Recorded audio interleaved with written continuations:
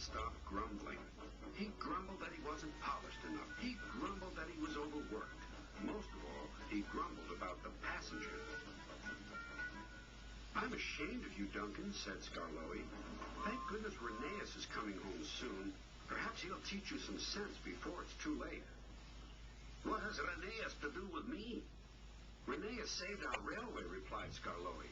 Please, tell us about it, said Peter Sam. Well, began Skarloey, it was before you came here. Things were bad.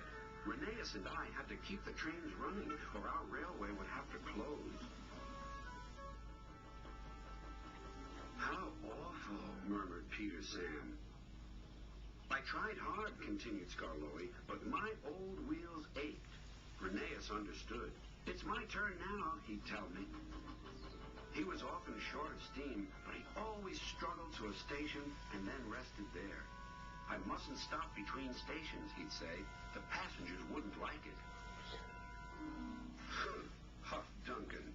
He had stopped on a viaduct and hadn't cared at all.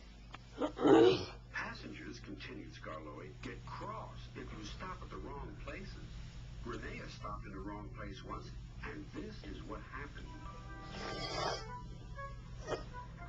One wet and windy afternoon when the rails were damp, Rheneas was traveling home with a full train. There were even passengers in the caboose. It wasn't a comfortable ride at all. Rheneas's wheels kept slipping, and it was a steep climb.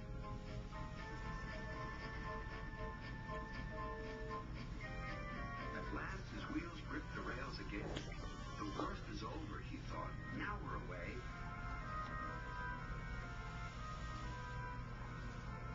But they weren't.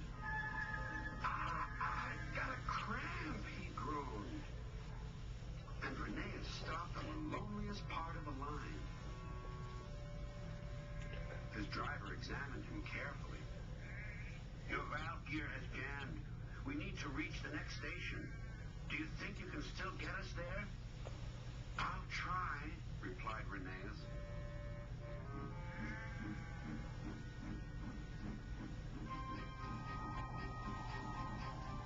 Rheneas did his best.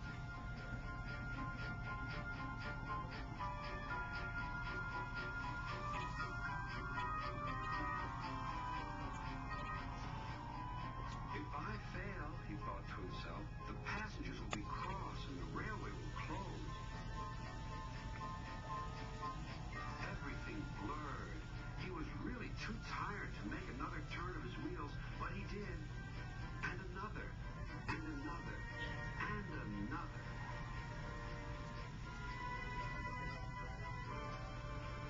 Finally, tired but triumphant, Rheneas reached the station. I'm here at last, he wheezed. Thank you for getting us home, said the passengers. We'll tell all our friends what a fine railway this is.